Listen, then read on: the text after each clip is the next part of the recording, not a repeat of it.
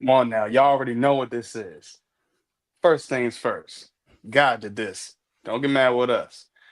I'm your humble host, your man, your myth, your legend, Eric Knight. And we got the man that can only check you in to Heartbreak Hotel, Heartbreak Prince. And we also got the legacy maker himself, Mr. Exclusive. Ah. Hey, look, y'all already know we are back here again with another great week of wrestling, man. Let's go ahead and get right into it with 3 hours of fire talking about Monday Night Raw, baby.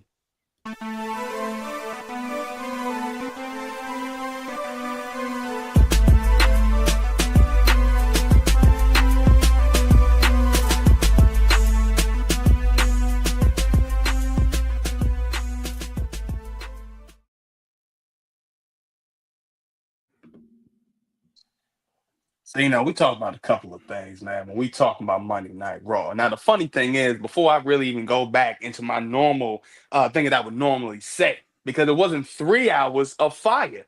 It was 2 hours and 30 minutes of fire. 2 hours and 30 minutes of heat. 2 hours and 30 minutes of nonstop storytelling that just keeps getting better. And, man, I can't lie, man. We started off the show getting yeeted up. Yeeting, going crazy. Jey Uso, yeah, crowd was going crazy. Until, all of a sudden, he disappeared. What happened? Oh, Gunther just came out of nowhere. Gunther just goes there, just goes on full attack, throws him on the announce table, takes off his jacket. By the way, he takes the jacket and throws it at a kid. Yeah. It's crazy. Nobody even talks about this. This is insane. Throws it at a kid, goes back to Jey Uso, throws him in the ring. Now, Jey Uso tries to get a couple of hits in. Doesn't work out. Gunther still dominates. Then he does this whole thing. Guys in the back are coming, bringing him back, pulling him back. Jey Uso comes. He grabs the mic. Real emotional. Takes a few breaths in. Stops. And he says, Gunther, I choose you for WrestleMania, Us. So now the table's set. Now we know the match has now been set for Jey Uso versus the Ring General. And honestly, I think this is going to be good. And I think when we look at this, I think we're already kind of looking at so far what they kind of showed. Just little small nuggets of what they did from Saturday night's main event, showing us how close it is when Jey Uso is when it comes to that championship title. It also shows, too, when he won the Intercontinental title, how the crowd went crazy for that. And I think we're going to see that same type of energy, if not more, on night, I would say definitely it's got to be night 2 for WrestleMania 4. Yeet. What y'all think, man? I gotta let you go first, D-Lo. All right, cool. I'm in there. All right, so here's my thing. I think they've done a good job of setting this up properly. I think we all kind of knew that. I think we all kind of knew there was going to be Jey and Gunther. After Jey won the Rumble, to me, him and Cody wouldn't have made sense. I mean, they could have pulled it off, but I don't think it would have had the same luster. Those other potential world champions in the mix, those guys, I just don't. Not that they wouldn't have great matches with Gunther. Wouldn't say they wouldn't have great matches with him. But what I will say is I just think that storyline-wise, it was all set up for this to happen. And who better to help put Jey Uso into ultra level of where he is in his popularity right now than probably top 5 wrestler in the world. I mean, if you take all of the promo and everything out of just top 5, maybe even top wrestler in the world in Gunther, somebody who just, when he's in the ring, he commands respect. And that's what we saw in that promo. He went out there Or we saw in that segment where he went out there, knocked my man over, flipped him on the chair, threw his coat at a kid. Crazy work. The funniest part about that is the kid's backlight. So, Eric, shout out to you for the picture, because the kid's face of the being knocked back 400 feet is priceless. But the way it was done, the way they've switched it to make it seem like, hey, Gunther's mad because he is tired of all of these guys out here eating and all that stuff, and he's pure wrestling. Almost gives you a hint of Shawn Michaels and Bret Hart from the WrestleMania that they had the Iron Man match, because we all knew that Shawn Michaels was the glitz, the glamour, and Bret Hart was the technician. And I think that's what we're getting in this match to an extent. Maybe not the same, but I think it's predicated on that type of match where I think we could see something really special, a really fun matchup. I know you said night 2, but I think this is a night 1 main event, only because it also depends on who wins the Elimination Chamber. That I'll be able to determine for sure. Because if Punk wins the Elimination Chamber, I'm almost 100% Punk's going to get that spot. Because that's what he wants. I mean, obviously, right, night 1, but I think that contract was, I want to be the headliner. So if he wins, I say they get night 2. But if not, I agree with you. Night 2 will go to Jay and Gunther, because the energy in there is going to be insane if Jey Uso pulls this off. That's right. Yeah, it's not really much to follow up on behind that. Everything is this week kind of fell into place as far as what we kind of imagined it being. I love the segment, the beginning segment with Jey Uso and Gunther. I like how it went down. I kind of feel bad because I don't know how I feel about Gunther's run. As good as he is and as talented as he is, and as much as I love Gunther, I don't know if he really had the challengers that, as far as talent goes, and title defenses, that were like memorable during his run. But I think this right here, sadly enough, is going to be one of those matches where it's going to be a great match, but it's also going to more than likely be his last match as the current champion, because we know the championship is going to Yeetville. And so I'm happy for what I think is to come. But yeah, Gunther, he is the perfect choice for Jey Uso. I would much rather see him face Gunther than Cody. And so yeah, I think we're getting what we wanted here. Yeah. I agree, man. I 100% agree. I think even too, when we look at this whole thing with Jey Uso, I think it's really just that energy. I think he just really brings that energy, and that's why I really do feel like him being there for night 2, I think him winning it, I think definitely with him winning the Royal Rumble, him bringing that whole energy, everything as a whole, I think him coming around for night 2 and winning it all, I think that's just going to set the tone. I think that's going to give, I'm not going to say like that Cody finishes the story, but I think it might be even a little bit better. I think that pop's going to go crazy. Obviously, we seen the pop when he got the Intercontinental title, and that pop was insane. And I think this one, on the grandest stage of them all, I think this one's going to be even better. Might be a really big a teardropper. For real. Yeah, I think the energy for that match could be really good, and the way that Gunther beat him down on Monday, man, that was top notch heel right there. I mean, the way he beat him, I'm like, oh, this is ugly, man. Like, you gotta treat him like that. But I like how they're using the storyline, because I feel like now Gunther's just irritated by him, and that's the vibe that comes from me. Like, oh, he's getting on my nerves. Like, I'm tired of him. Like. And he's almost like, I should be the one getting all the glory. I'm the champion, and no one's talking about me. That's the vibe. Also, like, that kind of vibe that's coming from it. I can't think of any good title defenses he's had to make the crowd talk to. He has. There isn't. He's been champion since what was it? SummerSlam. Yeah. SummerSlam. And then the one Damian match that Priest won twice. Damian Priest. That was it. The one match that could have put him over was him beating Cody. I think, and I knew that we all knew they wasn't going to let him beat Cody. Yeah. But if he'd have beat Cody, I think that could have changed some things. He was like, he could have had them bragging rights over. This is your champion. I beat him. Like it could have been that.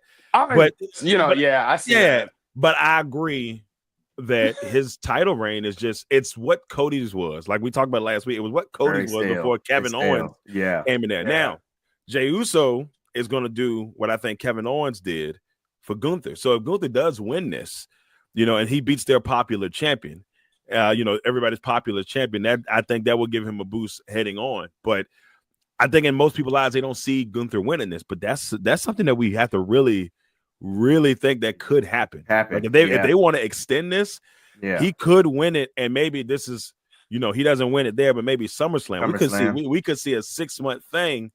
We've seen how they've been able to stretch storylines of like CM Punk and Drew and Seth, that whole thing. So don't be surprised if he wins it. There's gonna be a lot of upset people, but that's what WWE wants. They want people to come back hoping that he can pull it off at some point. So it kind of reminds me of the Roman Reigns Cody fight. In their first meeting at WrestleMania, we all, but I definitely thought Cody was gonna go over on that first WrestleMania, and Roman retained, and then retained for another year. Yeah. And that's Triple H's type of thinking. That's why I said I think everybody in their mind, including myself, this is Jay's. Yeah. But this would be the match where it isn't Jay's. So you know what I'm saying? Like this is the match and it isn't Jay's. And you'd be like, what the what were you? So everybody's mad the next day, but everybody's gonna watch Raw the next day because they want to know why. Want to see. Yep. Yo, what was this all about? And I was going to say, and maybe we don't have two title changes, world title changes, at this WrestleMania. So that might be a thing too, because that's a strong possibility. I definitely feel like if CM Punk, who is my pick to win this Elimination Chamber, is going to face Cody, and I think this is going to be, his moment to kind of get the title and run with it. But real quick before we change up, my wonder is, and my question about the whole thing with Gunther is, does Raw lack the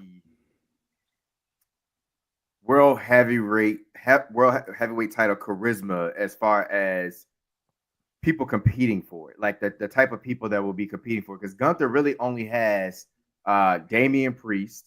Finn Balor has been down and out for years now. I don't think they're ever going back to him. Every time you think they get ready to give him a push, he's done. And I'm trying to think who else is left on the main roster that, USA has that charisma that, would have been good to have matches with Gunther for the title, because Jey Uso's about to be in the same belt. It seems like all of the main contenders are in SmackDown. Over in SmackDown. It's crazy. And it's crazy, especially with Netflix, because you would think that you would have loaded up, the other way. And they didn't. So that kind of does leave them in a really bad spot, because now a couple months ago that wasn't the case. It was a complete opposite, where you had Seth and you had CM Punk, and technically Punk is on Raw, but I mean, obviously if he wins, he's going to SmackDown. So now you have no star power on there. That's a problem. Like you need at least 3 to 4 people on each brand that can contend. And then those potential guys that could sneak up and be the next people rising. You need that level as well. SmackDown has all of that.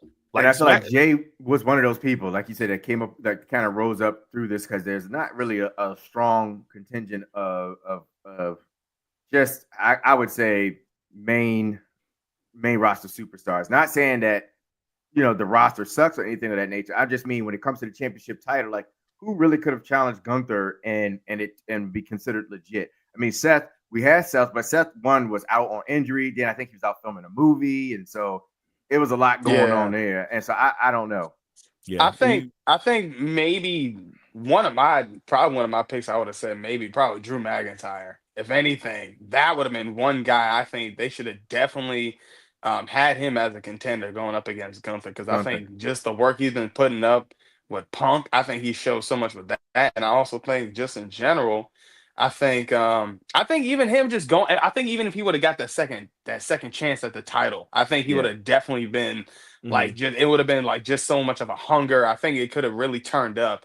I think even when if I even went to thinking about when he was just attacking people in the back, Like if he was doing that to Gunther or just like whatever, I think that could have really worked for his title run. But Yeah. They had him so focused That'd on have been matches one. with CM, which they were good matches. So I mean, I'm not gonna complain about that. But yeah. Well, I mean, I just feel like Gunther didn't have a good chance to really show off his, his talents. I think a part of it also is just like he's a great wrestler, and he's not terrible on the mic. I think the problem is the people on the main roster haven't really, I don't know if they've gravitated fully to him the way he possibly could be. But I think what we saw Monday is what his character. That's what they need from now on. Like he has to be a ruthless, nasty mother sucker between now and however how long he had that title, and even after that, like he has to be the sneak attacker. I mean, he got to come in here and just. Well, why are you so nasty to folks? Because I'm the best. Like I need that, like all the time. Yeah. So Monday's a good template. I don't think he's done yet. I mean, Jay's going to get beat up a lot. Oh yeah, between now and WrestleMania. April 19th and 20th is a long ways away. And so that's where they got to kind of go with his character, in my opinion. Yeah, I agree. I feel like that's why I used to be a little confused when it came to Gunther, because it was like for a while they was just kind of playing him like he was weak. And even that when he was doing that whole thing with Cody, he was like, "Can I beat Cody? Bro, what? You're the ring general. You should have to question this. Yeah. Why are you asking Louis Kaiser if you're good enough? You brought him on the team. What? That looks crazy."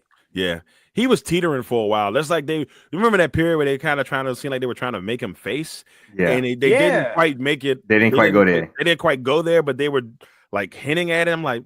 This I don't like. He's giving Ludwig some motivational advice and stuff. Like, where's the guy that was treating him like a stepchild? And that's one. That's one that if he does extend past when they break up as their friendship, like that's going to be a good storyline to push, even if it's not Ludwig winning the title, obviously, but that'll be a good storyline to help push that scenario. But it really will depend on but that's what I like about this new regime. Like it's not a guarantee that Gunther's going to lose his title. It's not a guarantee that Cody's going to lose. It's just you just have to sit and watch and see how they play it out. So that's a good thing. Yeah. Well, we're talking about titles and defense titles. Well, my question is because after that whole situation with Jay and Gunther.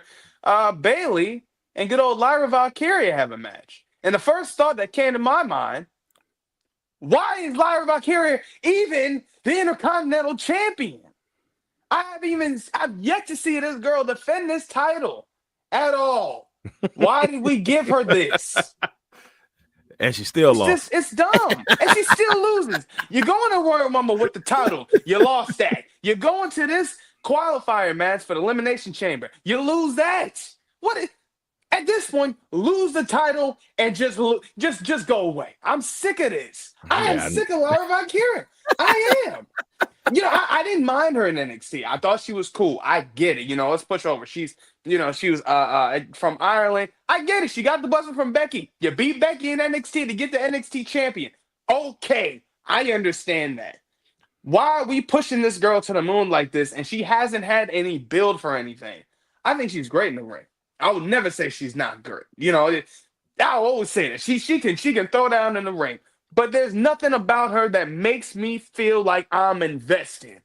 Y'all put this title on this girl, and every time I see her, I just say, why? Why? Why?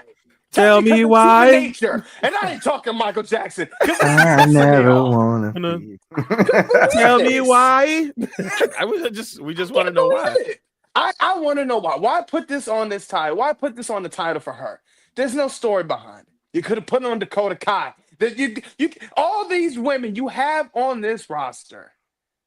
I'm sorry. It's just something that I seen, and I just said this is one where I like everybody's saying this, and I just don't get it. Yeah. The push has been really it's crazy because it's like you said, no storyline behind it, and they're doing nothing really to really promote that title. Like the Intercontinental title is supposed to be prestigious, okay? And we talked about last week, like the U.S. title, even though it's been a couple of defenses, it still feels like it's the better of the, like, at least person wise, it's the better of the titles right now. Like I'm invested in whoever Chelsea Green is going to go after, or whoever's going to come out there in Chelsea Green. I'm invested in that because Chelsea Green is fabulous. Yeah, fabulous. Yeah, and Lyra's got the talent, but she's got a Gunther problem where so you're so great, but like, what do you do at this point? Do you turn her heel? Like, you have to do something to switch her character up, or give the title away? Because she's just has the title just to say I was the first Intercontinental Champion, and it's not going to be memorable at all. And I think the problem with that too was there's so many people that was already on the roster that had been putting in the work for a minute, and then just got passed over, And I mean, I'm sure Triple H and the squad have their reasons of why they wanted Lyra and all that kind of stuff, but I just don't think. I think she was just so new to the roster that not enough fans, especially if you don't watch NXT, would have been, invested enough in her to, to want to cheer her on and see her be champion. There's a few other wrestlers I could have thought of that would have been, great to be the first time holders of the championship, but she. I mean, I don't know. I really don't know what they're doing with her because she got a belt and then she's still losing. And I mean, I don't. It's not. It doesn't make sense. It doesn't make any sense. So when she loses the title, you're like, okay, that's right. Like that's what's been happening. Yeah. Like it's like one of the worst title reigns I've ever seen. Like, and this is right up there with how those tag team titles were being tossed around in the beginning. Now this is right there. This is another example of them maybe at times not knowing how to use the women. Utilize. Like where's Stephanie McMahon when you need her? Like, I need Stephanie McMahon to come over there and run that thing.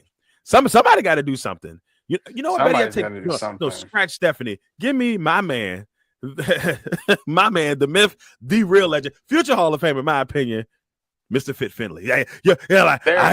My name is Finley, and I love to fight. All of the women, all of the women have talked about how important Finley has been to their development in the last 10, 15 years. If you go back to like that era where Michelle McCool, shout out to Michelle McCool, the next Hall of Fame inductee, they made her cry on ESPN. I was tearing up last night watching it. It was stupid. I don't know why I was crying. but that's like, they need somebody who can really get them through.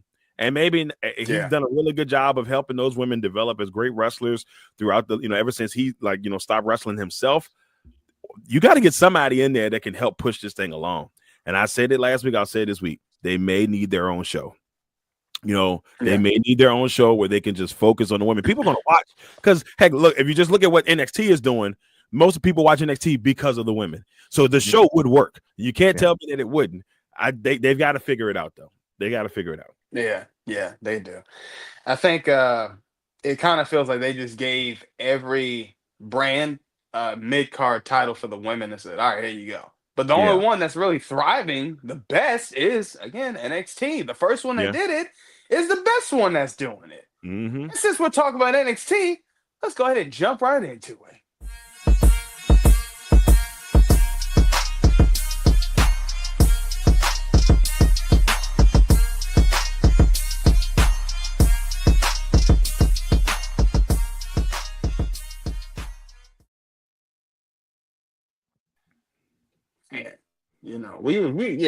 Let's go ahead and talk about NXT before we talk about one of the main things. We're talking about the women's division and what they're doing and how they're constantly correctly utilizing their mid-card. Sean, thank you for constantly cooking up because you got the chef's hat. I couldn't say this more enough, man. I love what they're doing with this. One of the first matches that we've seen from NXT coming up was Bayley going up with Cora Jade, and then all of a sudden we're seeing Roxanne Perez coming out in the 2014-2019 Bayley get up. Going crazy. That was fire. People. That was pretty good. That was great. Very heelish. Very heelish of you. I loved it. She came out, killed it. Now we're seeing a fatal four-way match at Vengeance Day with them. But I love how they're utilizing everything with that whole situation. First of all, let's give it up to Bayley. Bayley is popping up on every show. weekly. I mean, this girl, talk about a workhorse. I mean, this girl is constantly going into a match every day. I'm like, yo, when do you take a day off? She don't. Bailey's going crazy.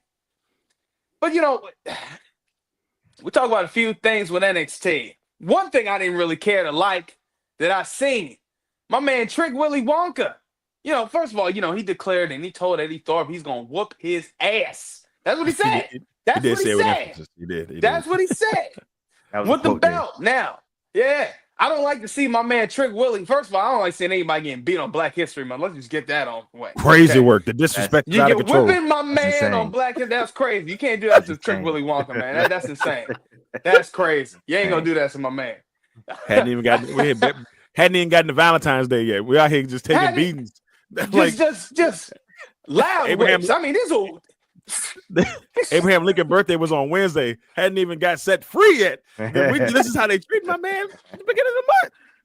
It's crazy. It's crazy. That was a ferocious strap to the back too. It was crazy, man. And of course, you know, one thing I love to see was, you know, got to talk about Miss Parker real quick with Kalani. Her and Lonnie, boy, every time they are stepping up in front of the camera, I'm like, man, more and more. I'm telling y'all right now, this is going to be a PLE match that I know they are cooking up for something great. I can't wait to see that. But you sound like you had something to say, Mr. Xclusive. What was that? No, man. I was listening to the greatness. No, I had nothing to say really. No. You continue spewing. I'm listening right now. There's stuff formulating in my head. You go ahead, brother. You go ahead. Okay. I thought I seen something. I thought I said something. But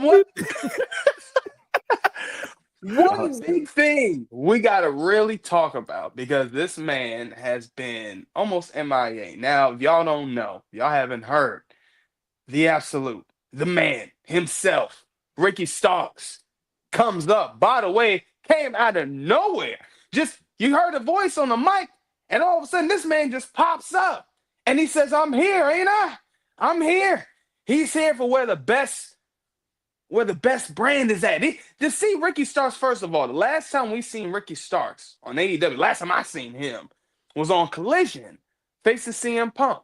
After that, I haven't seen Ricky Starks. And then when you look back, the last time we seen Ricky Starks was on Chris Van Vliet. He talked about, he's like, I'm healthy. I'm just waiting. But they haven't had anything for me. He gets released. What happens 2 days later? Ricky Starks pops up. The absolute, the man himself. You see it. Come on. It's going crazy. Now, I'm really looking forward to seeing what they're going to do with my man Ricky Starks. Because if you want to talk about star power, you want to talk about somebody that's got that natural charisma, you want to talk about somebody that's got that natural stardom to him, we talk about absolute Ricky Starks, okay? That man's been killing it. Let me tell you something. I've been watching this man since when I seen him the first time on NWA, when the NWA came back in 2019. That man came back, and I said, who is this guy? Who is this man right here? Killing it. Went up against Zicky Dice. If y'all remember who Zicky Dice was, that guy was crazy.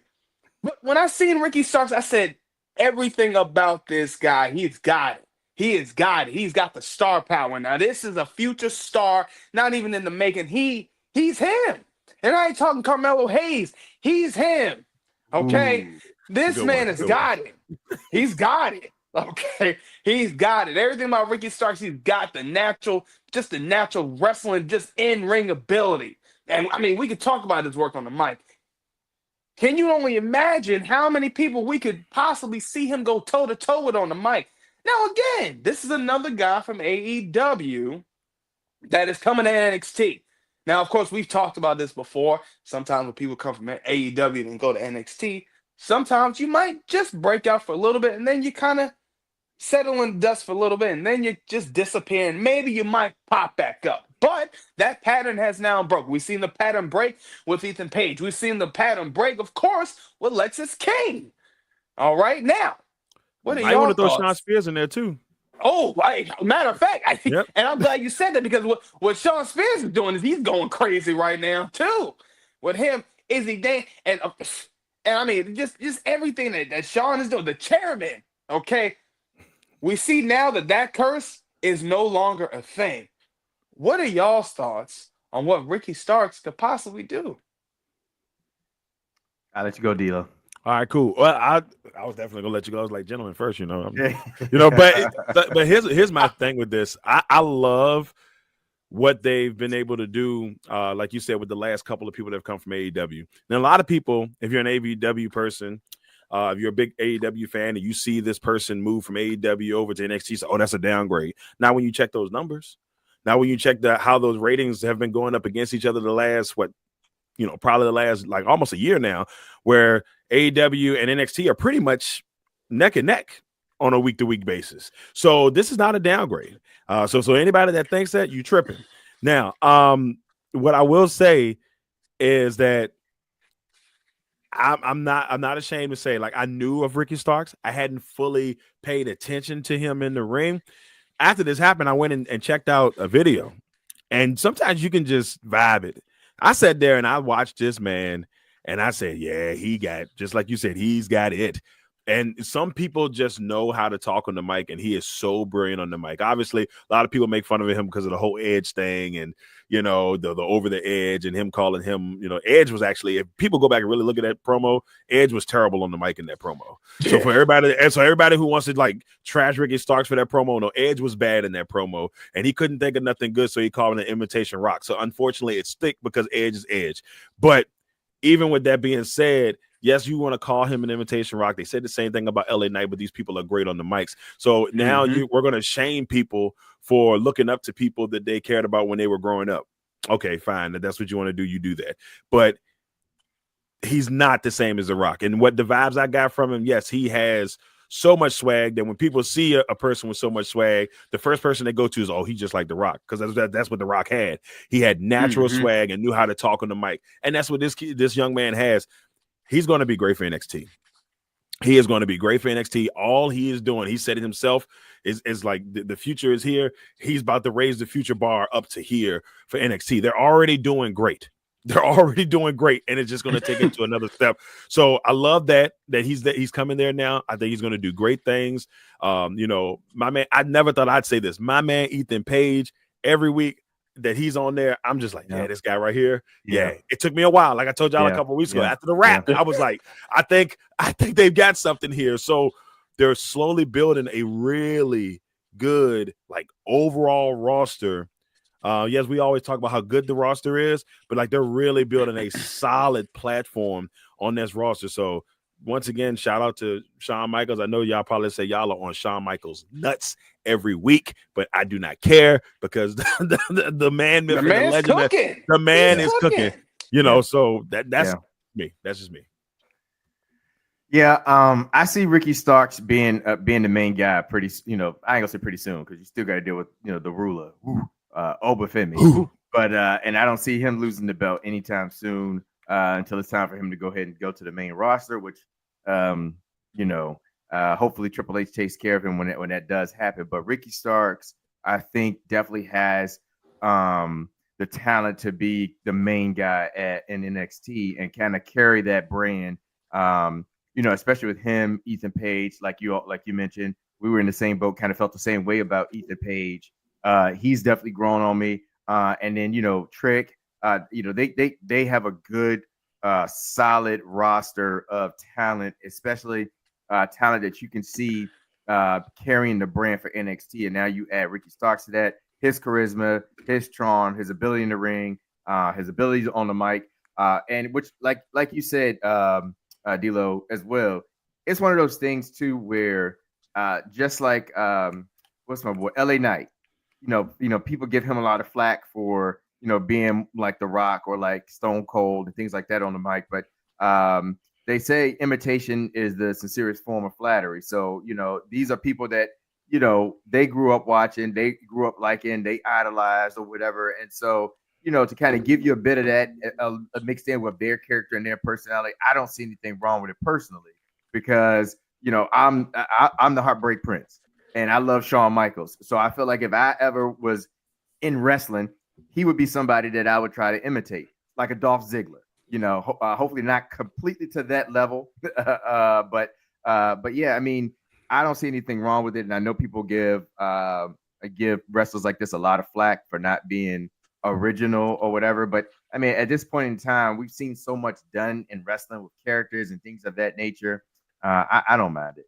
But yeah, it's a good thing that Ricky Starks is in NXT, and I could definitely see him being a head, a person that can carry the brand. If he ever gets to that point where he's the champion. Yeah, definitely can see him as a top guy. It's kind of crazy. Like, we look at Ricky Starks, and he has that ability to be the top guy, 100%. And he wants to be that guy. I mean, he said that multiple times that's what that's the main thing they've always been saying. If you're not working to be that world champion, then what are you doing it for? Yeah. And that's what he really feels in himself, that who he truly is. And I 100% agree with him. I think he's got it. Everything about Ricky Starks, he's got that natural ability to be on the mic. I know he's one of those guys, easily, he went toe to toe with MJF and was good. And it's like, in my opinion, if you can go with MJF and survive, hey, you got it. Yeah, you got swag. You got it. That is my boy. Man, I'm telling you, man. Even Jacob Fatu said MJF. He was like, "Yo, MJF helped me, with my promo. He told me just to be myself, be natural." He said this guy just really knows what he's talking about. That man knows what he's doing. MJF, man. MJF's a legend. Man. Yeah, I mean, it's greatness. I mean, you can't say anything else about it. I mean, they have really. God, I just love this wave of wrestling that we're in right now, and just seeing where, I feel like Starks is going to be, I'd say within maybe 3 months a champion. Like if you're the Don, you need to be worried. I'd hate to say it. I don't know if they're going to take Oba's title right away. I think he has it at least until Mania season. But if I'm the Don, I'm worried. I'm worried initially because I think that he's got. Because they're still trying to figure out what his name is going to be. Because from what I'm hearing, that's why he didn't say who he was in particular. Because they're still trying to figure out if he's going to be able to use the name. I guess from what I was hearing. So if that's the case, that's why he didn't say his name during the promo. That's why he was like, "You guys, you know who I am," and da da da da. He didn't say his name because they're still trying to work that out. So once they figure that out, hopefully it does get worked out if it hasn't already been worked out. But it's just one of those things that. They've got. I feel like he's got it. It may happen. It maybe even happen in Mania weekend. So I'm worried for the Don. I'm worried for him because it's just already worried for him. Yeah, it's like the Ethan Page type of thing. Because Ethan Page came in. Now I'll be honest with you, I didn't know as much about Ethan Page when he came in. Yeah.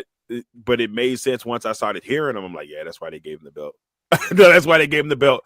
And this guy can talk. Your champion should always be a great talker. Yeah. Unless you have a great mouthpiece to talk for him. It's one of those two things. If your champion can't talk, he's not gonna have the title on. And he needs a Paul Heyman. Yeah, exactly. 100%. So I don't think Oba's losing the title right away. So I think that's safe. But who knows? I may be wrong. He may lose it tonight. Oh no, that ain't happening. I don't think so. That ain't happening. I can't see that happening. Have my man Grayson Waller, the NXT champion. The Waller effect. Hello, everyone. Let me stop that. That's not racist. I'm sorry, y'all. I apologize. That was my terrible Australian impression. So I apologize for everybody out there. Oh man. Well, we talked about NXT for a good little minute because we got to talk about it a little bit later. Let's get to the best part of last night. Let's talk about Friday Night Smackdown.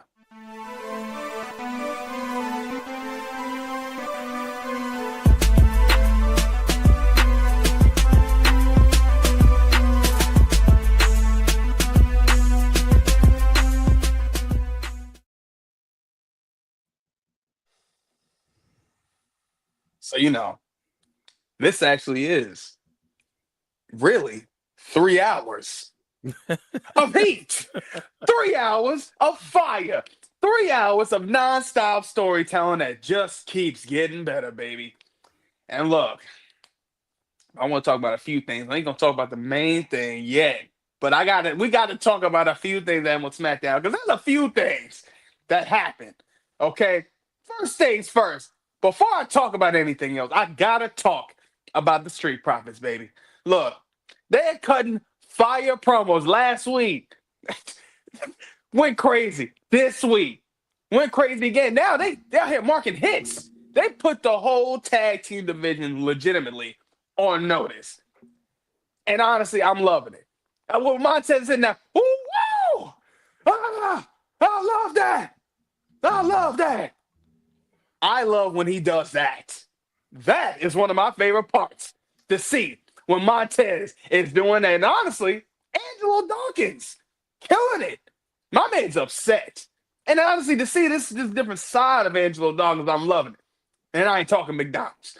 Because everything what he's doing right now, it's like, my man is so pissed off. He been chill for years. And y'all done brought my man Angelo Dawkins to a point of no return. So upset. So pissed. But I love it. And honestly, it seems like, and again, in my opinion, because I'm calling this now, I'm telling y'all, I have a huge, big feeling in my gut, pause, that the Street Profits will win the tag team gold at WrestleMania. That's a good word. That's good. I agree, though. I was waiting for you to hit your no did it. I was like, no did it. I was trying to. That was a good one. That was a good one. We knew what you meant, bro. Oh man, thank you, man. Thank you, man. Yes, yes, man. no.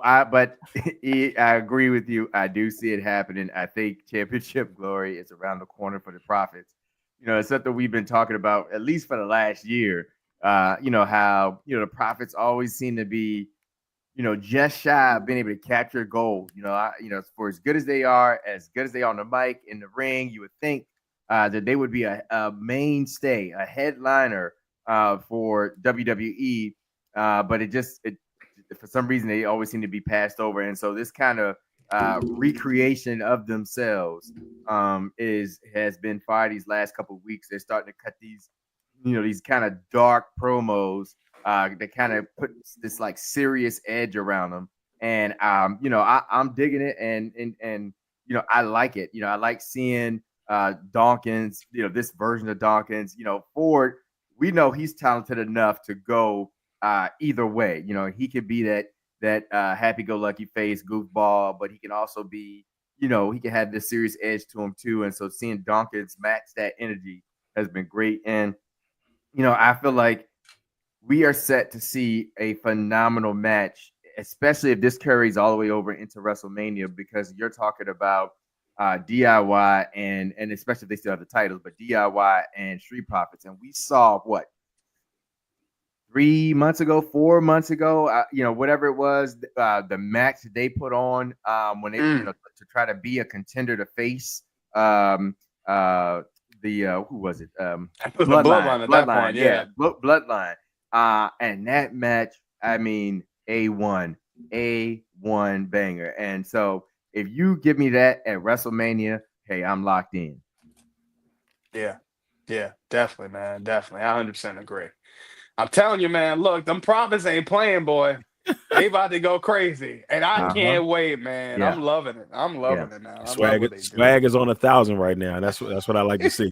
Yeah. I like to see. Oh, man. And another thing we got to talk about, we can't just talk about SmackDown if I didn't talk about the man with the magic boot, the man that they call the werewolf. You already know what it is. The man Jacob Fatu. Hell, you seen what he was doing. Hell, you know what he was doing. Hell, and you know what he was about to do. Look, let me tell you something. That promo he cut, insane. He cut an immaculate promo with Cody. Then goes backstage, and Solo says, Jacob, I love you. Not gonna lie, made me think, is now Solo stepping down? And is it now time for the Samoan werewolf to step up and show who could possibly be the next tribal chief? That's interesting because I saw it and I said, I think they're gonna fight each other at some point. That's the first thing I thought. But him stepping down could be a play on Solo's part where he's, before the turn happens. Because I think Tonga and whenever Loa gets back, I think they'll be more loyal. I know it's gonna sound crazy, but I think they're probably gonna end up being more loyal to Solo. Solo brought him in, And I think that, they'll attack Jacob, and they'll make that a storyline at some point. That's some point. But I think a funny part that I don't know if a lot of people caught, but when he was talking to Cody, he circled him just like a wolf. He circled around him when he was talking to him. I said, "Oh yeah, do you? Ooh, that's the first thing that came to my mind." I said, "Ooh, that's strategic right there." And I saw how he just walked around him, said what he had to say, and then I said, "Ooh." I said, "Boy, the man with the magic boot is a dangerous mother sucker." You hear me? So I love everything I saw. Love everything I saw. Love it. Yeah, absolutely love it. I think they gotta be making note of this as far as Triple H and the team. Like they really do have another star rising on their hand, especially if they give him the time of day, the storylines, things of that nature. I think the Samoan Werewolf, I could see him becoming a huge factor going into next year. Next year's WrestleMania and all that kind of stuff. Because he's great on the mic, he's great in the ring. I think he is what Solo. I guess what we wanted Solo to kind of be when Roman Reigns kind of stepped out of the picture and it kind of tried to make this Bloodline 2.0. And we were saying back then, you get more of that edge, that vibe, and everything from the Samoan Werewolf than you do from Solo, and now it's looking like it's getting ready to be Solo. The Samoan Werewolves, time to run run the team.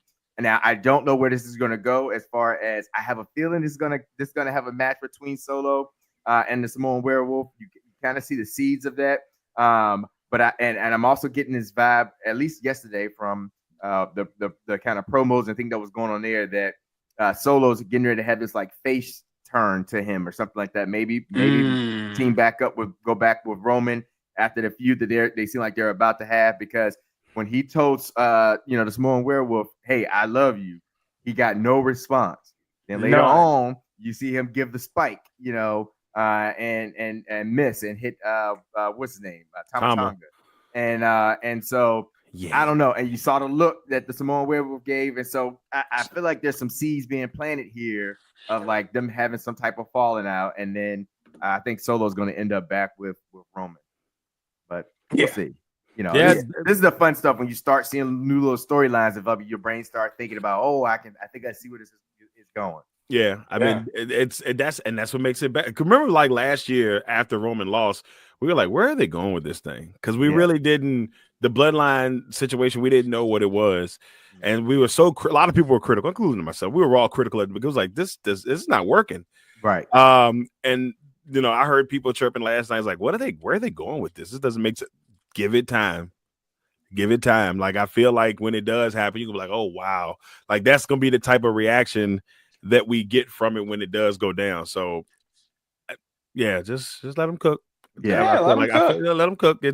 It's bacon, they got it on 375 right now. Supposed to be on 450. It ain't there yet. You got to do it like we're preheating the oven. Preheating the oven. Just give it some time.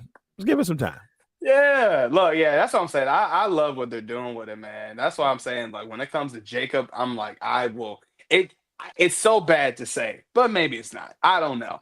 When I see Jacob 5'2", and sometimes I got to work, right? And I'll be like, I got to get home real quick. Let me see what's on Smackdown. And somehow, by the grace of God, by the time I turn on the TV, the greatness of the man in the magic boot is on the screen. And I'm like, I'm locked in.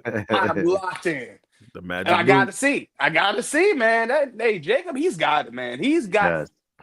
Look, we talk about aura. We talk about storyline. We talk about how good is he going to be getting. Oh, and that man's going all the way to the top. I'm telling you. I'm telling you, man. But, one big thing that happened, because it seemed like this was the week everybody wanted to make their decisions to who they want to face. Charlotte Flair. She decides she's ready for all hell, the queen. Time. All hell. Okay. She's ready and says, first of all, she comes out, right? Charlotte Flair comes out, strolls out after Tiffany Stratton had already had her match against Nia Jax. Beat Nia Jax. Clean. Great match. Charlotte Flair comes out, she strolls. strolling in, does what the queen always does. Doesn't have to do much, just does what she does best. And that's just be Charlotte Flair. She walks in, Tiffany Stratton sitting in there just laying and just trying to get herself together, trying to recover. Charlotte's just taking her time, coming in. Actually, somebody came and even held the ropes for Charlotte Flair. Crew person. Now, at this point, Charlotte Flair sits down. She's calling Tiffy, saying, Tiffy, wake up, Tiffy. Is it still Tiffy time? Wake up, Tiffy. And then she says and tells her, I face you for WrestleMania. Now, to be honest, Charlotte Flair versus Tiffy time is a little interesting. Because a little bit after that, Trish Stratus comes around and says, she wants to have a tag team match. Tiffy time and Trishy time.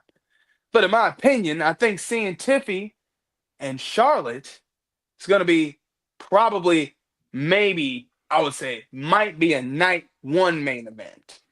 And the reason why I say that, not because do I see Charlotte Flair winning this? No. And the reason why is because she technically doesn't need this win. Yes, did she win the Royal Rumble? Of course. But if you're going to put somebody over, if you're going to put somebody you've already been having at a high pedestal of a level, somebody that's already had a successful 2024 and is already conquering 2025, the best and smartest thing to do is to have Tiffany Stratton beat Charlotte Flair at the grandest stage of them all. Now, do I love Charlotte Flair? Of course I do. Yes. Why wouldn't I? I watched this girl grow. I've seen this woman become great. I've seen her in NXT. Hell, I've even seen her when she was telling Ric Flair to get up, Dad, get up. When Ric Flair and Edge had that match. Yeah, that's her ladder match. Man went through a table. Charlotte Flair was the only one that looked real concerned. Yeah, that's a little nugget for y'all. Yeah. If you want to talk about that, that's when I first seen her. When she was just Ashley, okay? Now we see her in Charlotte Flair. Look, this is one of the greatest we've seen in the ring. And again, this woman is a 14-time world champion. Not to say that she needs number 15 like John Cena. Maybe not. But she doesn't need it right now. And we know even if she loses, it wouldn't be Charlotte Flair if she didn't pop back up in the title opportunity picture. Because that's what Charlotte Flair's always been doing. And it ain't looking right if you don't got Charlotte Flair there. So, personally, I do 100% think Tiffany Stratton is going to come out on top. And it's seeming like she's the face in this whole situation. First things first, I really want to know what the Heartbreak Prince thinks about this whole thing. What are your thoughts? That's Bay there. I don't know. I was having a hard time because, I love Tiffy time. That's Bay too. I don't know. I'm torn with this because it's like, okay,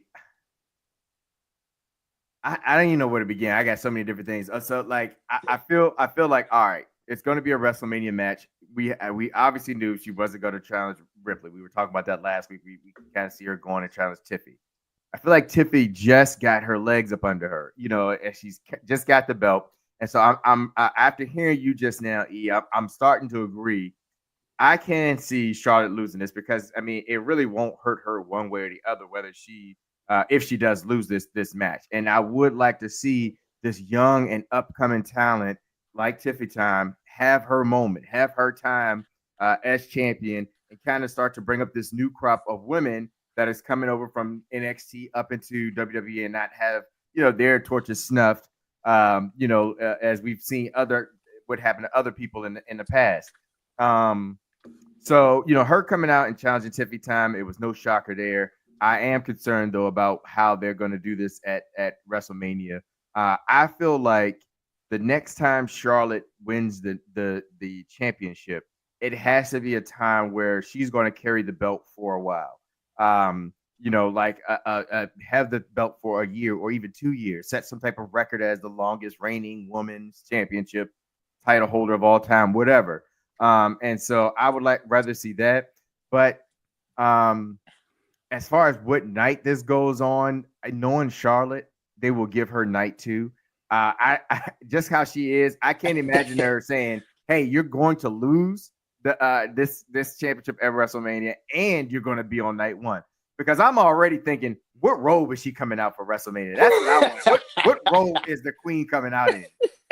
And so, my mind is already there. And so if you're gonna lose this, give her night 2, whatever. But I mean, I'm torn with this because, like I said, and then if Tiffy loses, although it is the queen, I will feel a certain type of way about it because I just kind of hate seeing, people, this like the older regime keep doing this to younger talent. Because now Tiffy loses. Now what do you do with her? How do you view her? What does this mean for her? And so, I don't know. Yeah. So my thing with this is, we saw that when Charlotte won the Royal Rumble the first time, she ended up going against Rhea Ripley. So we saw that the first time around, and you make a great point, HB Prince, where you don't want to see Tiffy Time lose her momentum. Because what happened the last time, Rhea lost her momentum, and we saw her, if I'm not mistaken, I could be wrong. I think she was like a tag champion after that. So she took steps with back. Liv. Right. And with Liv had to go. So she had to take steps back, then had to climb back up. And I just don't see Triple H and the crew have them build Tiffy up pretty much since the time she got up there. Like she's been they've been building her. She's not at let's put her a tag team championship yet. She's not at that level just yet. We're not going to just drop her down to tag team championship level just yet. So they have built her up. You don't have this whole feud with Nia Jax or this whole situation with Nia Jax and not put Tiffy in a situation to make, to win this championship and put her in a good spot. They've been working on building her up for months. Now, smartly, they had her as a heel, obviously, in the beginning. Then this last time between, from the time that she and Nia were hanging out together, she was a tweener where you can see where she was doing heelish things, but she was starting to get face qualities and face things happening in her favor. Like those, it was an in-betweener. Obviously, once she switched, she go the full face mode. And then, of course, the actions of the last couple of weeks and, how Nia treated her, so on, and Candice LeRae, all that stuff. So they've worked too hard to put her in a position to take this title away from her now. Like you said, if Charlotte wins this, okay, it's Charlotte Flair. That part makes sense because we're not surprised. We've seen it so many times. But it doesn't make sense for Tiffany. And unless Tiffany's going on vacation or they've got some other plans where she needs to take a break, that's the only way I see her losing this match. But I don't want to see her lose her momentum because she's starting to become a crowd favorite. Like a really, she's like beginning to get up there. Like she's not on Bianca's level, but if Bianca's here, she's probably about right here. And she's getting closer and closer, I'm not gonna say she's Becky Lynch energy, but she's that tier that has a chance to be with that group of women. So prayerfully, they don't do this to her. I really think she could have a good reign, but she's one of those champions also that I'm afraid that if they don't give her good challengers, the title reign gets stale. But but SmackDown does have a stacked roster: Bianca, Jade, Naomi. They've got people on that roster that can carry it. So I guess we'll see. Yeah, and do y'all? I mean, I feel like this is kind of what happened with Sasha Banks, and I don't know if y'all feel the same way. Like, like she would get the title and then lose it in a few days, and then after that, she fell down to just tag team titles, and then next thing you know, she was gone. She was just out. You know, and she was phenomenal in the ring. You had a great opportunity to do something with her, and it just they just kept snuffing her torch every time. Like she never really got to build any momentum, like have the title for months or anything of that nature. And I don't know. I don't want to see that for Tiffy. Yeah. As much as I love Charlotte, I just 14 times in 7 years or however long it's been. I've seen you with the belt a lot. A lot. Yeah. I will say this. Even though I'm glad Tiffy is the one that she's facing, because I think it will help Tiffy grow. It will. I think to be honest with you, the better match probably would have been Charlotte and Rhea because of the history. And it would have made more sense. If Charlotte does win that match, you can justify that one a little bit more. If you wanted her to win the title, you can justify her beating Rhea. And maybe eventually that becomes Rhea's like kryptonite. Like, I can't beat Charlotte Flair at WrestleMania. What do I have to do? And if you want Charlotte to run Raw because you need somebody who can, help be on that level with Rhea for the next year and live in them, then you do that. and then maybe Rhea gets the title back at the next WrestleMania because, hey, I finally beat Charlotte Flair in the big main event when it matters the most. You could have done that. But that's why I said, please don't take the title from this girl just yet. She's got potential to be really great. Let her run with it for a couple months, maybe 6 months or so. Then you go from there. And to your point, D, that's probably why they made this match instead of, because in my mind, the challenge that you should have done was Rhea. Tiffy is not to the point where she should have been on Charlotte Flair's radar. Like, as far as a challenge for WrestleMania, there's some feud, some animosity, some story there with Rhea and Charlotte. So you would think that would be the common sense matchup there. I feel like the only reason why you do the Tiffy time match is because you have plans to push Tiffy time forward. By going over on somebody like Charlotte. But because we saw a week ago or 2 weeks ago the promos between Charlotte and Rhea and the heat and tension there. Rhea saying "pick me," but you go to SmackDown and you choose I know. And you go to SmackDown and you choose Tiffy. Like I don't understand. Like Tiffy's kind of like in her own doing her own thing. She's on her Tiffy time. Like she's in her own world. And Rhea's begging you to pick her, and that's who you pick is Tiffy. Yeah, she really disrespected. Tiffany Stratton a couple of weeks ago. I was like, dang, bro, like that was tight. She really disrespected her. So, but it's also almost like a Gunther type of thing where the disrespect and not respect. So if they're gonna go that route and like Charlotte's about to get stank nasty with it, by all means, go be the meanest heel you possibly can be. Did you say something? Yeah, that's what I'm saying. Like, you gotta go out there and do it. No, let me ask you this. I know we got to move on to the next segment here, but we kind of almost got the field for the women's elimination chamber. Out of that group, who makes the most sense to you for Rhea to face at WrestleMania? Because it's a pretty good group, and you got Bayley in there, you got Bianca, you got Naomi, you got Liv. There's somebody I'm missing. I think there's 5 in there now, but the fifth, the last person hasn't been named yet. But they've got a pretty good group of women in there. Who do you guys think is the one that they should go, or the route they should go for Rhea? Okay. So the route I hope they don't go on is having Liv win this. And I kind of agree with that. They run this back for I don't think they need to do this anymore. I think they run that course with that. I do think the one that's gonna, if they do it, what I want to see, I definitely want to see Bianca versus Rhea, because I think that's been one they've been talking about for a couple of years, and they just haven't done it. And I think they might do it this year. I think they might just do it. So I'm going Bianca. Yeah, same here. That's my choice, Bianca. I think Bianca as well. The only thing I don't know how to feel about it, but there's like, if that match happens, I don't think Bianca wins, because if you keep the trend of them keeping the superstar with their significant other, unless Montez Ford is going to Raw, she ain't win that match. So I think Rhea continues to have the belt. I think under those circumstances, but I also don't see a WrestleMania where all 4 major titles and nobody exchanges a title. Like, one of the 4 major world championship titles, is one of them got to change. At least one. They may keep the other 3, but at least one has to change. Well, we know Gunther and Jay is probably the change. Well, no, I can't say that, because you got CM Punk. You do have CM Punk. It's weird. You do got CM, and CM wants his moment, and I think it's going to be, it'll probably be this year. Yeah, because I think it needs to happen for Cody anyway. I think Cody needs to start to have his turn. Whether he's going to become the American Nightmare or not, and have his heel run or turn or whatever. It's about that time. He's been a face now for what, 2-3 years since he's been back. 3 years. Yeah. It's coming though. We got to freshen up his character a little. Yeah, we got to freshen up his character a little bit.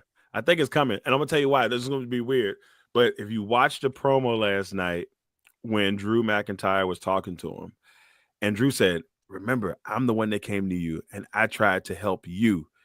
Do you remember the face that Cody made when he was trying to say, "Hey, man, I was there trying to be there for you"? And Cody said, like, he did that little He did that face, and I said, "This sucker gonna turn heel." It's coming. Like I know it's the weirdest thing to go off of, but sometimes it really be just the smallest little things. It's the smallest things in wrestling. It's the smallest things in wrestling. Like, wait a minute, why'd you do that? And so when I saw him make that face, it's like, how do you know what I'm doing? Like, I'm not going down the wrong path. And they keep bringing it up, like small things about him, not being himself and doing this and that. So what could cause him to go over the edge? No, I'm sorry, Ricky Starks. This ain't gonna cause him to go over the edge. Well, if he loses that title, I could see where he goes away for a little bit because he has been running and gunning for a while. Yeah, and then when he comes back, he's the true American nightmare. Those are the things that It's a small thing. I saw it last night. I was like, small thing. Okay, all right, go. I see you. Oh man. Well, we talked about the greatness about the greatness that was going on this week.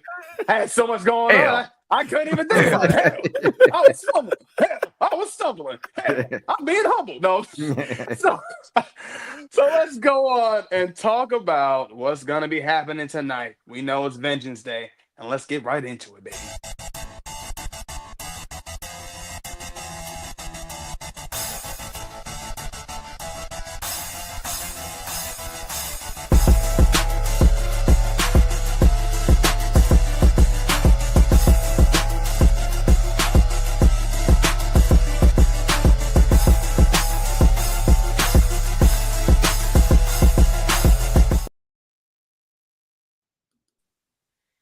Yeah, that beat go crazy. It do.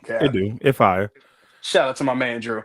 Hey, look, so we gotta talk about Vengeance Day. It's tonight, 6:00. You know what I'm saying? So let's go ahead and get into this card. Let's give some predictions. Let's talk about it real quick, because Shawn Michaels is gonna be cooking up tonight. Now I can only imagine what we're about to see. So let's go ahead and get into the first match we got on the card. Is the NXT Women's North American Champion. It's going to be Fallon Haley going up against Stephanie Valkyria. Now, honestly, we want to talk about something. I genuinely think that this title is going to be changing hands tonight. Honestly, the way since Julia's been here, she's been around for a few months. You see how she's already got the NXT Women's title. I see that same thing for Stephanie Valkyria tonight. I definitely can see her taking that title off of Fallon Haley. And honestly, maybe this does a little bit more for the North American Women's Champion, because I do feel like a little bit of Fallon's title run has been getting a little stale. And maybe it's because they haven't found anybody that's been going crazy. I think Kalani was doing something serious.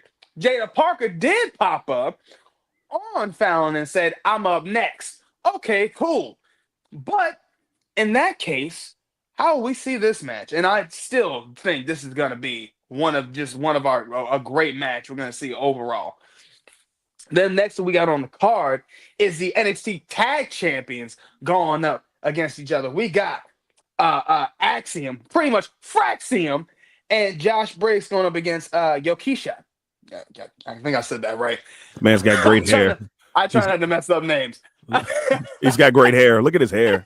It is. Hold, let me get the logo out the way real quick. Bam! Oh yeah, come on now. Look at that.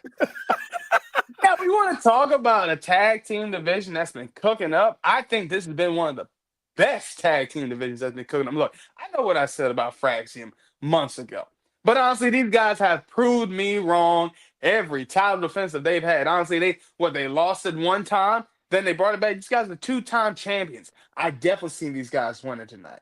Next match we got on the card is the boy that's bouncy and Ethan Page himself. All ego. Look, I honestly think this is going to be a great grudge match. A lot of spots. When you talk about anybody that's a spotsmanship, that's got that spot man in them, that's Javon Evans, man. That man's going to get bouncy tonight. Honestly, I do see him winning tonight because it's been a long. Yeah, that's definitely a pulse on that one. Next, we got my man, Trick Willie Wonka, going up against Eddie Thorpe in the strap match. Now, look, I ain't going to lie. I don't really care for Eddie Thorpe. I've been saying this for the last couple of weeks. I don't really care for Eddie Thorpe. Honestly, I do think his heel turn has made him more relevant. But that being said, I expect to see my man Trick Willie Wampa whoop this Trick tonight with that strap. And man, you better win this, man, because there ain't no way you're gonna let some man whoop you. Facts. You gonna lose this, man. I'm gonna tell you right now. I'm gonna be pissed. And then next we got the NXT Women's Championship match. We got a fatal 4-way with Julia, Bailey, again, here she go, the workhorse himself, Roxanne Perez, and Corey Jade. Now, honestly, we want to talk about that women's division. Yes. This is going to be a amazing match. You want to talk about all these women that's up in here? Honestly, look at Julia. Julia's going to go crazy. Roxanne Perez has been having nothing but 5-star matches. And we know Bailey's Bailey. She's been cooking up. And Corey Jade, I think since her return, she's definitely been cooking up and showing she's not rusty in that ring. Shoot. Then, of course, the final match of the night is over. Ooh. Femi. Ooh. Going up against Austin Theory. Who cares? And Grayson Fowler. Look, yeah, I said Fowler. I'm sick of them. I'm gonna be honest with you, man. I don't want to see either one of these men go up against Oba Femi. Sometimes I really question even how the hell this even came about.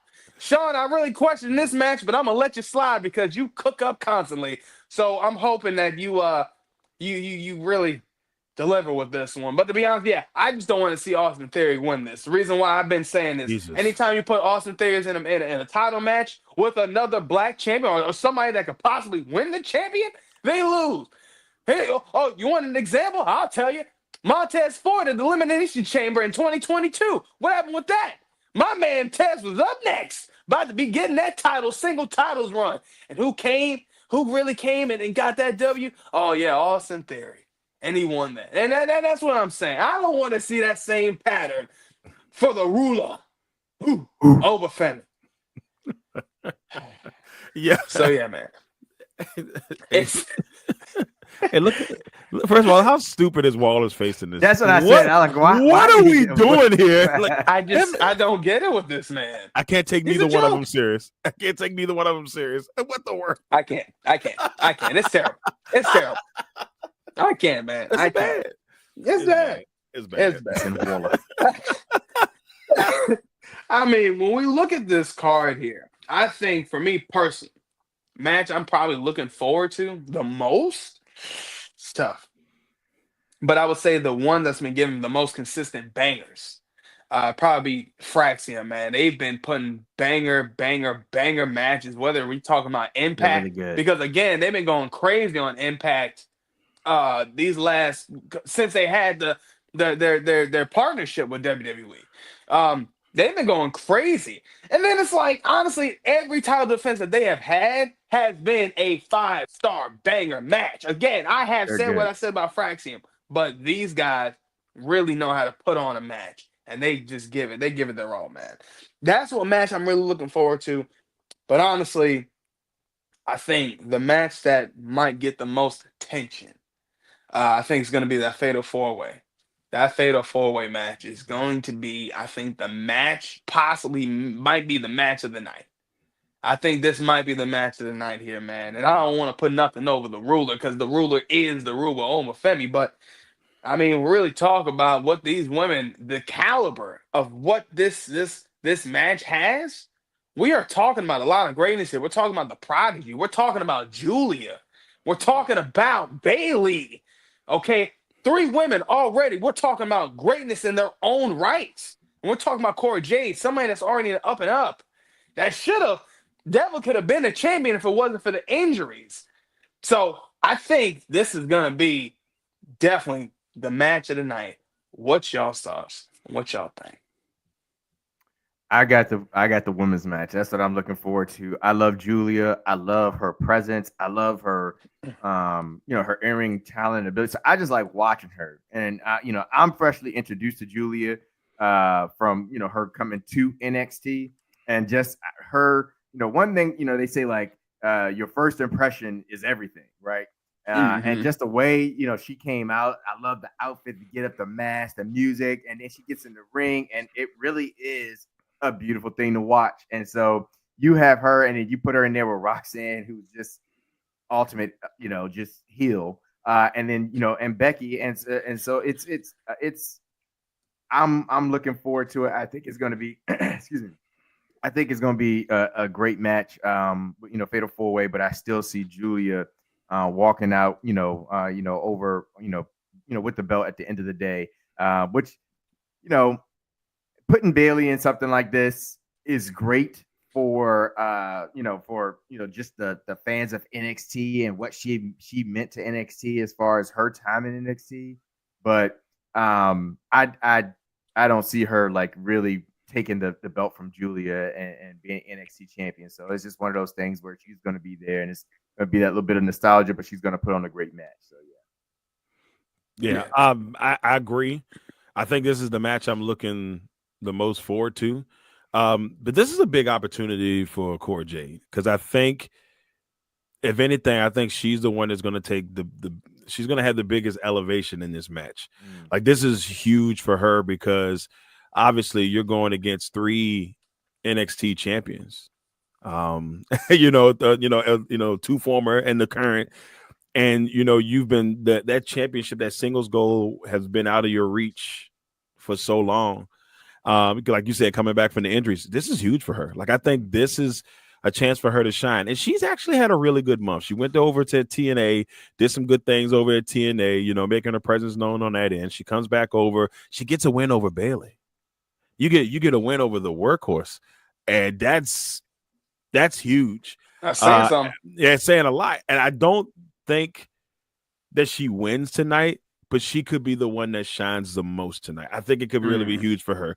I think that Roxanne and Bailey being in this really is only to set up Roxanne and Bailey on SmackDown in a couple of weeks, where they officially move Roxanne up. I think this is Roxanne's swan song in NXT before they move her up.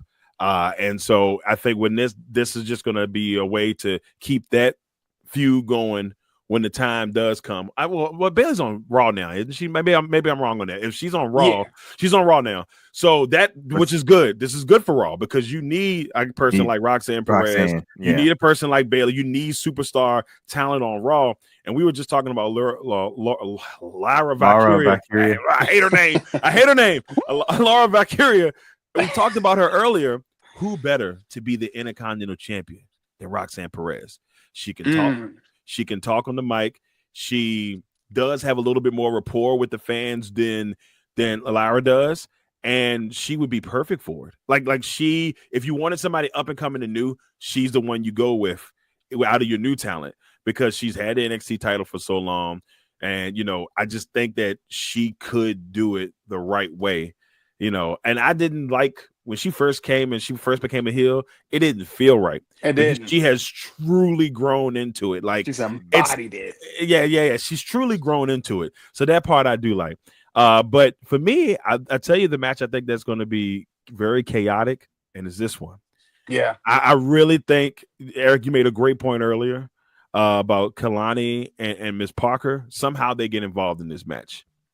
I don't know how it happens, but I feel like they get involved in it, and I don't think Stephanie wins, because I don't think she wins because they get involved in it. Yeah. And maybe at WrestleMania or that weekend, stand and deliver. Maybe that's a fatal 4-way, and then at that time, maybe we'll see how that goes there. But might be Jada Parker's time. That's all I'm saying. It could be. That might be her time. It could be. And I think this does set up, potential, like we talked about months ago, how this could set up, like they're trying to find ways to set up the other division. And we talked about that with the 6-woman match when they were going for the North American title. And I think this is another way for them to kind of set up that secondary tier. So that's the match I think will probably be the most chaotic, and something that we're going to be like, whoa. We'll talk about that one a little bit more than some of the others. Yeah. I agree. I like how you said that, because I didn't think about that at first, but then I'm like really thinking like, yeah, this could be the one. And it does make sense, because even on NXT, like the last time when we seen them, it was like, Fallon said something about Jada Parker. Actually, I'm sorry. Kalani was saying something about Jada Parker. Jada Parker pops up in the midst of Fallon Haley talking with the group. So I do agree with you. I do think there's going to be something that's going to come around. Chaotic. So yeah. Chaotic. Yeah, I think they're starting. I think they really are starting something up with them, and I think it's looking good. It's looking good for that tier. Yeah. Especially for that title. They got something. Yeah, but I am rooting for Tonka's son tonight. No, I'm just joking. I'm joking. I'm not. I'm not. I'm joking. Trick Willie all day. It's Tonka's son, man. That's. Oh God, man. Nah, yeah. Trick man, look. Trick Willie, he gotta win this, man. He gotta win this, man. He gotta win this. Ain't no way. Ain't no way. Yeah, you can't get beat. You said it earlier. You cannot get beat. You cannot get beat with a strap.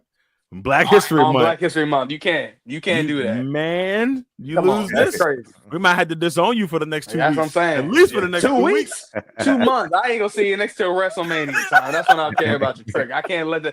You can't let that happen, man. Not the trick. That's great. Man. That's great. That's really good, man.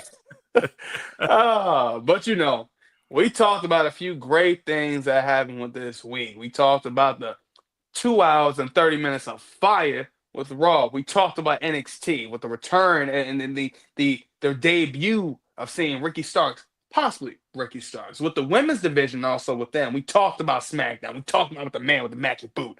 We talked about what was going on with Charlotte Flair. And of course, we talked about what we're going to be expecting to see from Vengeance Day tonight. Again, we thank you guys again always for tapping in, tuning in, and watching us every week. Guys, what we need y'all to do, y'all got to follow us on our other social medias. Look, I ain't going to lie. It's been looking dry. Why? Because y'all ain't sitting there subscribing and following us. So y'all need to do it. Okay, look, we got a lot more content coming out for y'all. So make sure you guys like, make sure you subscribe, make sure you comment, and let us know what you're thinking about it. And let us know if you got a topic that y'all want us to talk about and discuss. We'll talk about it because 9 times out of 10, we're always gonna. But I'm your humble host, your man, your myth, your legend, Eric Knight. We got the man that can only check you in to the Heartbreak Hotel, the Heartbreak Prince, and the legacy maker himself. Hotel. This is Heartbreak Hotel. And we got the legacy maker himself, Mr. Xclusive. So again, what we do, we make sure that we are the best there is, the best there was, the best that ever will be. And we always make sure that your nights will never be the same.